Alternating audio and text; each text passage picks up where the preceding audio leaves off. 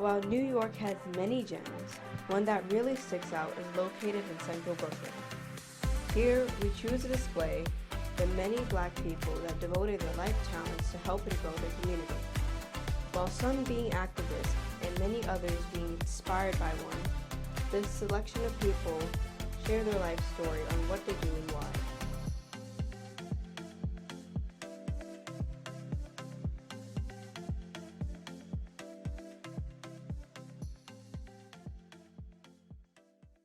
Well, I'm Pamela Mondaisy, and I grew up downtown Brooklyn in Fort Greene Projects, which is what it was called at that time. And someone decided that they should split this project up and call it Ingersoll and Walt Whitman. But the natives, we still say Fort Greene. I grew up in a household of 11. If you pan around my walls, basically my entire family are in these photos. I am strictly family. Mother, fathers, 5 sisters, 3 brothers. And we all grew up down here in Fort Greene. My mom was a educator. She actually taught special education children. My dad was a laborer. He was a trucker, a rigger. He could fix any appliance. He was self-taught. He never went to school for it. Okay. Here, 67, my mother had us bust out to Dyker Heights Junior High School, and from there I was fed into New Utrecht High School. Okay. Was with HDA, Housing Development Administration, at 100 Gold Street and 2 Lafayette. At 2 Lafayette, I was a clerk, and when people were hired, I set up their jackets, fingerprints, and anything they needed to get started. And my second job, which lasted my entire career, was with the Department of Social Services. I was hired as a clerk, and I worked my way up to manager via tests, civil service tests. And I was good at my job. I loved my job. But am I glad to be retired? Yes. I got involved with the union via my 2 aunts who were already employed, and one who was involved in the union and said to me, get involved with the union. So District Council 37, 1549 was my first union of involvement.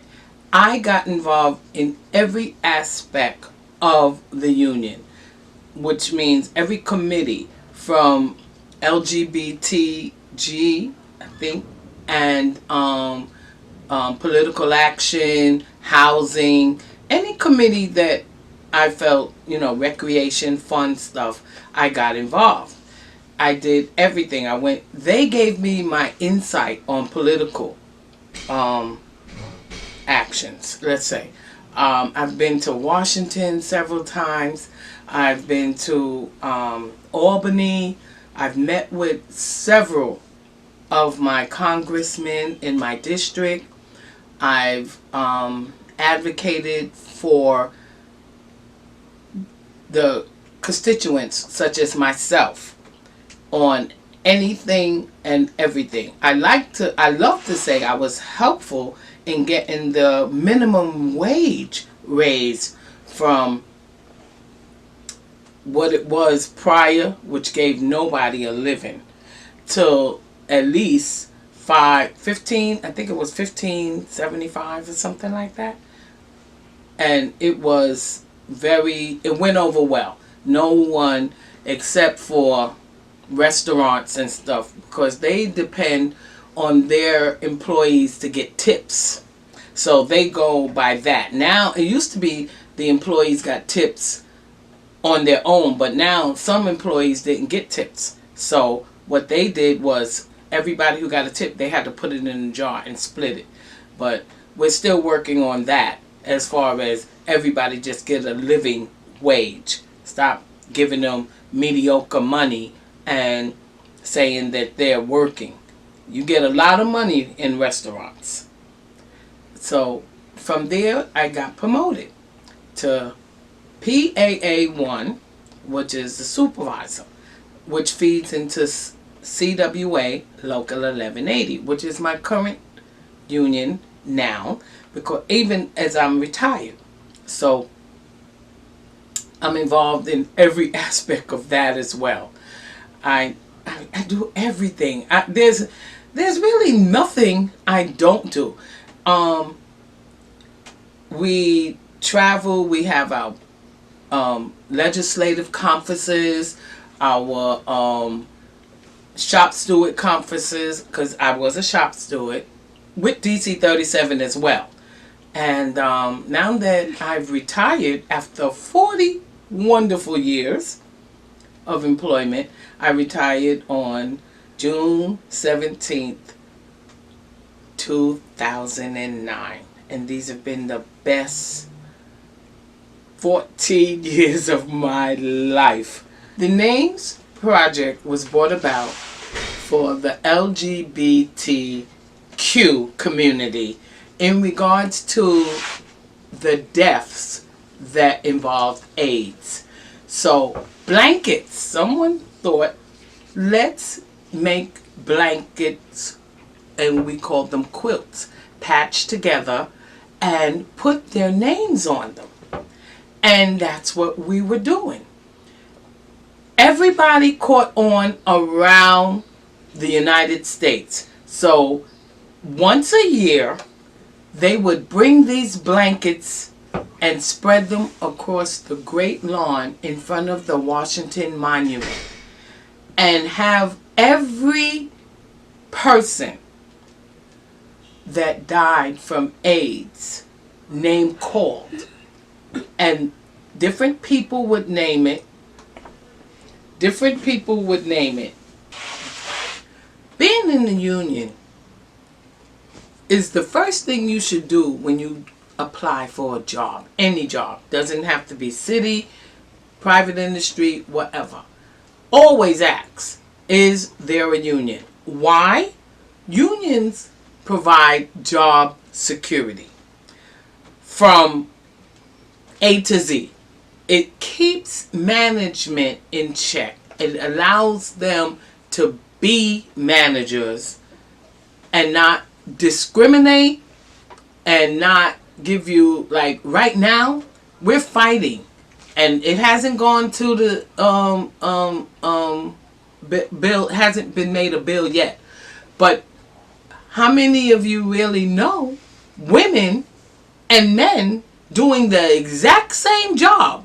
They will give a man more money because they say he's the provider of the family. Excuse me?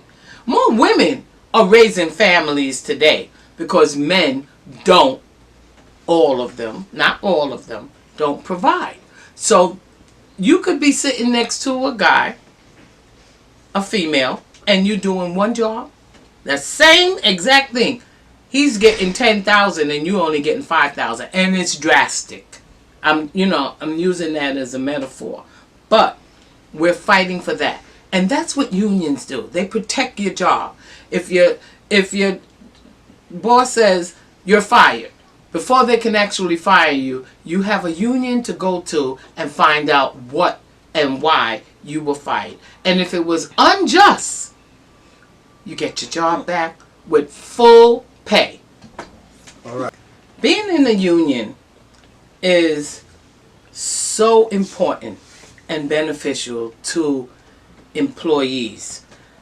I'll take, for instance, a state such as Virginia. It's a non-union state. My son is there and grandchildren. They work in real high powerful jobs, but there's no union. And my son is a part of management. And they always know, even without a union, there's called labor relations. So you can still go to labor relations and they will help with your job, because I had to step in when my son was concerned once. And I went to the president of my union and explained the situation, and he told me what to tell my son to do.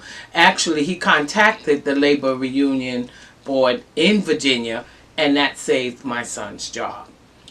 Unions enable our benefits to provide us with the best hospitals that money can buy, let's just say. In any case, it's so beneficial to be a part of the union. I'm glad I'm a part of the union because we just with this Medicare thing going on, they added Sloan Kettering to the network and Hospital for Special Surgery. These were two hospitals that you only could get referrals to. Now it's a part. It's a part of where, and how we can go with our illnesses, family or friends. My name is Teresa Everett Walker. I'm originally from Portsmouth, Virginia. Up in Virginia was not a pleasant time. Growing up in Virginia was not pleasant because it was during the time of Jim Crow, it was during the time of the Ku Klux Klan, and it was during the time of very much heavy segregation. Things that I experienced was my mother being mistreated on the buses, where she would have to go sit in the back of the bus, and if she didn't sit in the back of the bus, then she was locked up. The police was called and she was put into jail for overnight. And then when I was younger and after high school, I decided to go into the military. And going into the military, it was the same thing that I encountered, where we couldn't go into the restaurants, and to get food we had to send the white girls to get our food off post. And it was segregated there also. So we had such a hard time, and we were very discouraged because we were serving our country and we were treated like we were inhuman, or we weren't entitled to have the things that other people had. So we were very setback. It was a setback for us. I left the military. I lived in Washington, D.C. for about 5 years. And while even living in Washington, D.C., it causes a lot of problems because when I tried to register in the school, they told me that they hadn't set up classes for black folks. So that was a setback also. And also, when after leaving Washington, D.C. and coming to New York, it wasn't really it was better than it was before in the previous times, but it wasn't all that good. I remember a time when my sister had joined the Black Panthers, and the FBI came to the house looking for her, and they were actually talking to her. And this was the thing, black people were not able to join what they thought was right in defending themselves or the black. Presently, I'm a member of the Open Door Church of God in Christ on Green Avenue, and the church is it has a very strong thing about the community, and they feed the people in the community and have been doing this for years. And then we have different groups in the church where we participate in visiting the sick, and even during the pandemic, the pastor, matter of fact, he never closed the church. He was always there at the church, and they used to call people to find out if they needed food or whatever, and especially the elderly. And we would the church would arrange to have food sent to the elderly people so that they didn't have to come out. And this was a great help for the people. And now I see a lot of people are coming out. It's a great number of people who need food and who's requesting food, and they come to the church, and especially on Saturday, they have a line for the people to really come to get food. But anytime anyone is hungry, that church is an excellent place for the young people. Don't stay in your neighborhood where you were raised. Get out of your neighborhood, go and explore, see other things other places. You cannot be stagnant because it's nothing but trouble in your neighborhood. Join the military. It's a good opportunity for you to see other things and do other things. And then you will get benefits. But you get a trade, get something, do something, but don't just be idle. Idleness is nothing but wasted time. I feel sorry for the young people now because it's so many graduating and out of high school and out of college, and there's no jobs. And you don't want to be flipping burgers, you don't want to be a janitor, you want to do something better for your life. So if you could get out of your community and go do things, and this will be a great advantage for you and for your future. I'm John Soltis. I was raised in North Carolina. Okay, cut. North Carolina. I come up here and moved to Bed-Stuy. And 60s, I was very young. And this is where I've been in New York ever since. And I went through a lot of experiences here in New York. To my surprise, when I come from North Carolina, there was racism down there in the 60s before we had the right to vote, before the voters' rights was signed, the voters' bill was signed by John Lewis. Before that, we had a whole lot of trouble trying to vote. North Carolina was like what Bull Connor did down south. In Georgia, you put the dogs on us, on those people, you put the water hose on them. We had to fight to end that. I used to come in New York in the 60s, and I used to have to get on the back of the Greyhound bus. I knew they had us trained. That's your place, you know to do it. I'd come from North Carolina to New York, I'd go straight to the back of the bus because that was the thing to do. Down south, we go in the back of the restaurant. They had a little window in the back. They had the white on the signs, colored signs. And when I got to New York, my surprise, on Fulton and Nostrand Avenue, they had this thing called Walmart. There was a little 5-inch dime store that you could sit down and eat. Woodworth, that was the name of it. And you could sit there and eat. We couldn't go in there and eat on Nostrand and Fulton. Okay, I'm on Herkimer, around the corner, 1 block up, was Herkimer. They had a First National Bank. Now it's called Citibank. They wouldn't have black tellers. So I come to New York surprised they had to go through the same racism, but it was in a different way.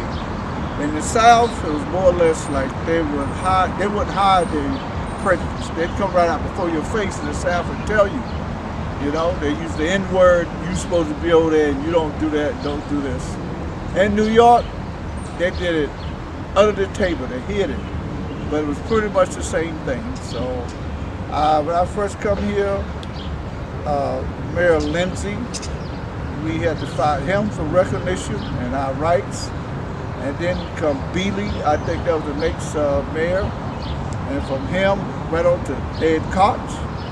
That's when I met Al Sharpton. I hope you see this. And Reverend Daughtry and G2 and Sonny Carson. We would fight together, we'd march together, you know. I don't see much of it these days, but if you take your time and you go back and you read your history, Martin Luther King taught us the strength of power, of numbers. He taught us the strength and the effect that boycott has. Boycott has a great strength on businesses because they love their money. If you tell Coca-Cola or Nike, blacks will start buying your sneakers, you'll stop drinking your Cokes. Coca-Cola and Nike will listen to you. This is what I'm waiting to see happen down in Florida with DeSantis. He's making all these rights. He's taking us out to history books. But I'm waiting for these athletes to start saying, I don't want to play ball in Florida no more. In college, Big Ten, blacks has a strong pull in these sports. We got to start boycotting them. Martin Luther King showed us the effect that boycotts will have. And I want blacks to learn to love each other and stick together. We need each other in numbers. They picking us off one by one, and they use propaganda against us. The greatest weapon that they have is divide and conquer. That's a strong weapon they use against us. But we got social media now. We can talk to people in each interstate, any country. We got to learn our strength, our finance strength. That the blacks spend more money in America than England economy, France economy. The blacks in America, we have more finance, spend more finance than these small countries do. But we haven't grasped the fact that we need to organize it, get on one accord. For instance, I say, when I was growing up in the 60s, when we heard about one millionaire, a black millionaire, that was exciting to us. That was empowering us. We clapped, we said, oh yeah, we got a millionaire. Now these days, we got thousands of millionaires because of rap music, basketball players, you know. We got a lot of millionaires. We don't have the sense of community. Stick together. There's numbers means power. I'm Salty South of North Carolina. I was raised and bred in North Carolina. My father had a small farm, 50-acre farm in North Carolina, right out of Fayetteville. My mother was from South Carolina. Her father was in the Civil War. He saved his money. He got out the Civil War. He bought about 200 acres. And acre land in those days was like 50 cents an acre. For the last 6 years, I moved to Farragut 6 years ago. By me being from the South, knowing farming on both sides of my mother's side and my father's side, all I knew was farming. I come to Farragut, and now I'm interested in teaching young kids how to grow their own vegetables, fruits, organic, because it helps me and do me a lot of good. When I show a kid a cucumber plant, they go, "That's the way a cucumber grows." And I say, "Yes, that's where I get my strength from." So this is my garden here at Farragut. And we inviting people to community garden.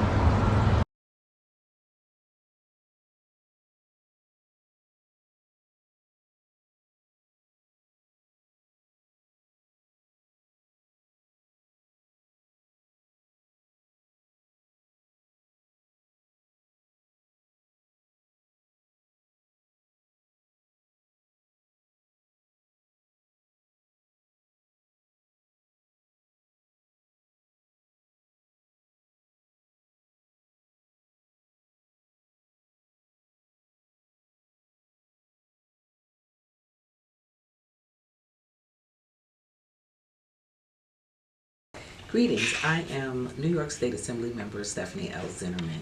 I proudly represent the neighborhoods of Bedford-Stuyvesant and Crown Heights in the vibrant 56th Assembly District. My family is from Bedford-Stuyvesant, but I was actually raised downtown in Gowanus Houses. So I attended PS 32, IS 293.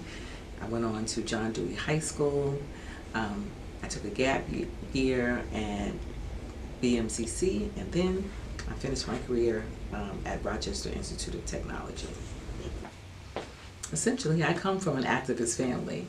My uncle was a black nationalist, and he introduced me to the East. I attended summer camp at the Uhuru Sasa Day Camp, and that's when we learned about our history through the teachings of G2 Wayusi, who used to be a teacher and then founded this freedom school so that black children could know their history and understand their power and where they came from.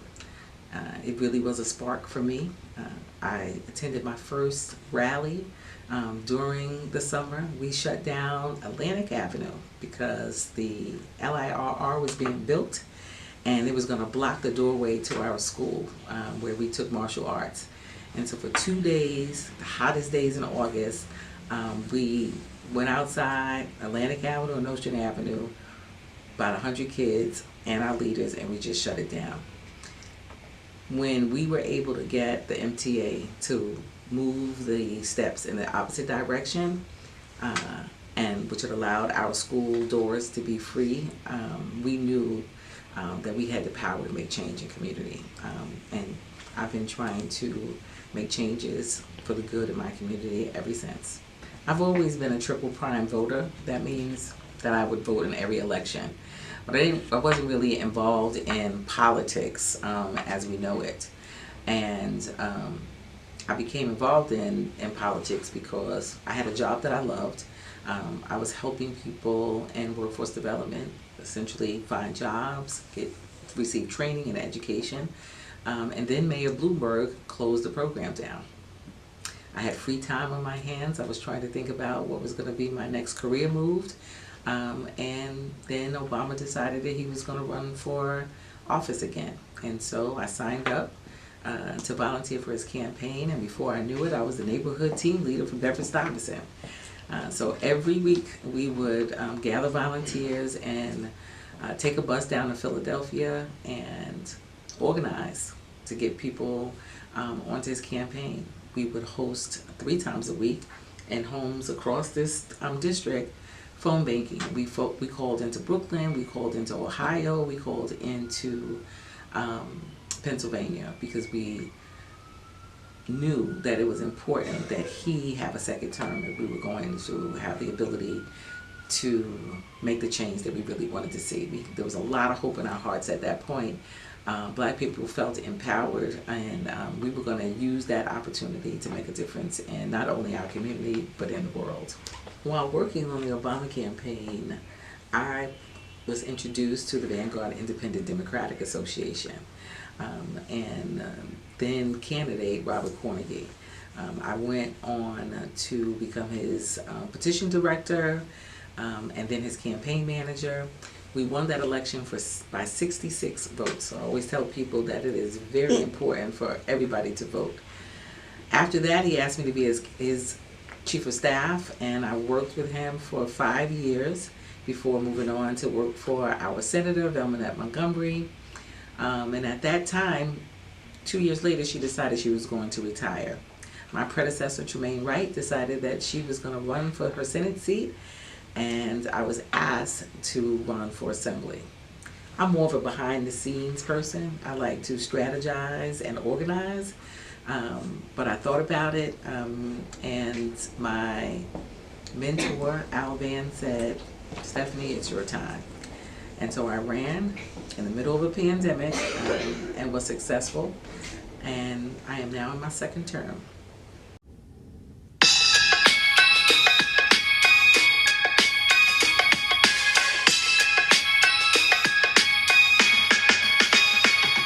It seems like God has given certain